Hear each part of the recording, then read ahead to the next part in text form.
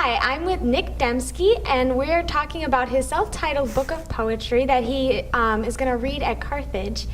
And so, can you just describe your experience at Carthage?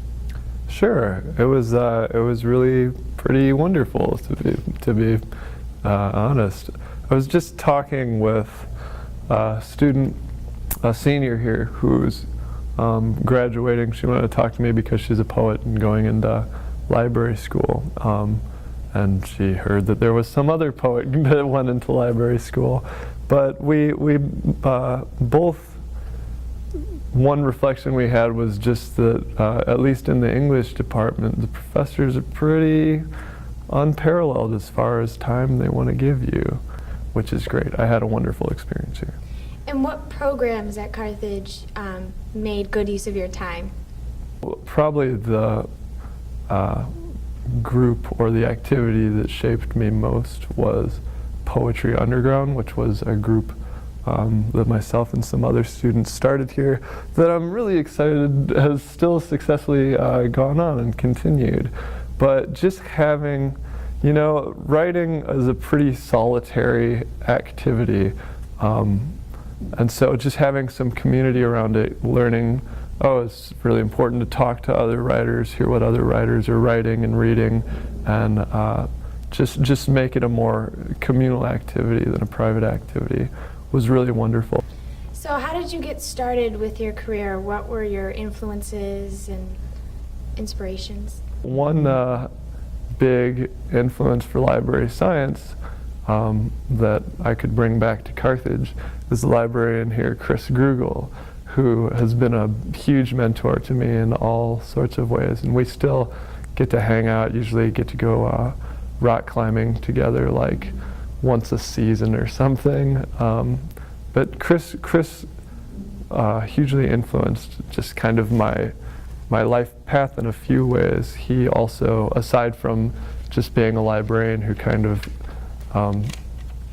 helped me get on that path, he also told me about the National Outdoor Leadership School, which was when I graduated Carthage. That was the first thing I did.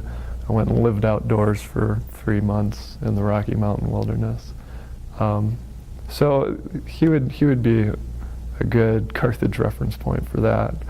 And in writing, I guess if I could go through a huge list of writers and things that have influenced, but if we want to keep it Carthage related, like my professors, Maria Carrig, Pamela Smiley, Annette Duncan, Sam Chell.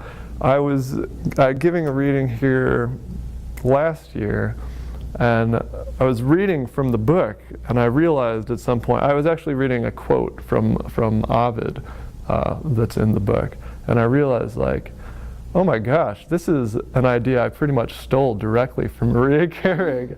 Your professors shape how you think so much if they're any good at what they're doing, and I was really fortunate to have people who were very good at what they were doing. So they very much, that book is full of the ghosts of many Carthage professors. Was writing something you've always been passionate about, or did it start because of a certain event or at a certain age? It was pretty along. I think I really didn't start even reading until about the 8th grade. I just wasn't into anything that resembled learning. But I was really into music. I was really into hip hop. I was really into punk rock. And this punk musician from a band, Black Flag, I saw had written a book. Henry Rollins had written a book. So it was like no other writing I'd seen before, and it kind of really charged me up. So that's when I started getting into that. And so by the time I came to Carthage, I knew writing was where it was at for me. And I actually got here pretty much on I came here through not the Lincoln Scholarship proper, but the Lincoln Scholarship application process. I was a Rhodes Scholar, and I'm sure that it was only, I mean, Annette Duncan has pretty much told me that it was only because of the essay I wrote, because I didn't have great grades, I wasn't really active in any extracurricular activities, but I wrote this ridiculous essay. I wasn't even trying, I was like, I don't want to go to college, so I wrote this crazy essay. The last line of it had the F word in it, but apparently it raised enough eyebrows, so they were like, let's see what this guy has to offer. And I feel really fortunate because I had such a great experience here. Yeah. So getting back to your book that you will be reading at Carthage, was that always a goal for you to get a book published, or did you just want to keep it as like something to do for fun? Or That's a good question, because you kind of go into these sort of things like everything's so ambiguous, right? Even in college, when I was getting a degree for writing, they don't really teach you. There aren't many programs that teach you about publishing or anything like that. So it's this weird culture where just like you write a poem and then, well, you'll write another poem maybe. No one ever hears it or anything.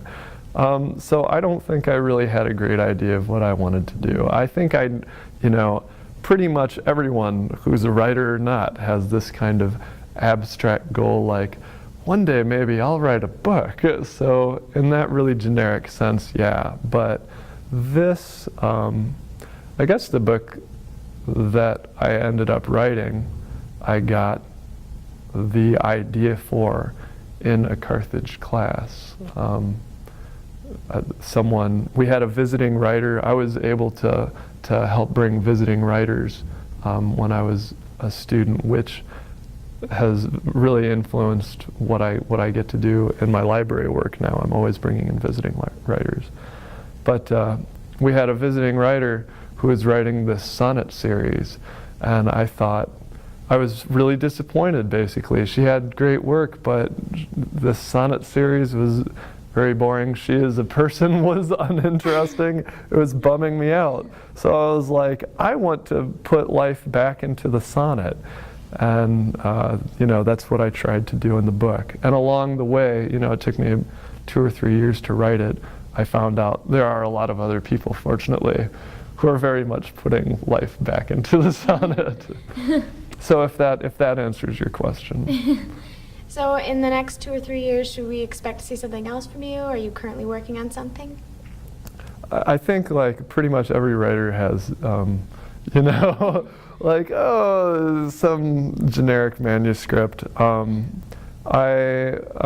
think the thing I'm taking most seriously right now, and I'll read some poems from it tonight, is a manuscript I'm writing on media and celebrity culture.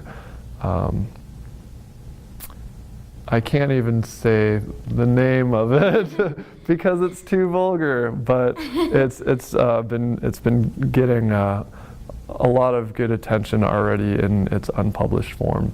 Poems have been getting published in journals and magazines, and it's still very much influenced by the thoughts that were just incubating while I was at Carthage. Well, that's great, and we wish you all the best of luck, and thank you for coming to Carthage and taking the time to sit down with us. Sure thing. Thank you very much, Jenna. And thank you for watching.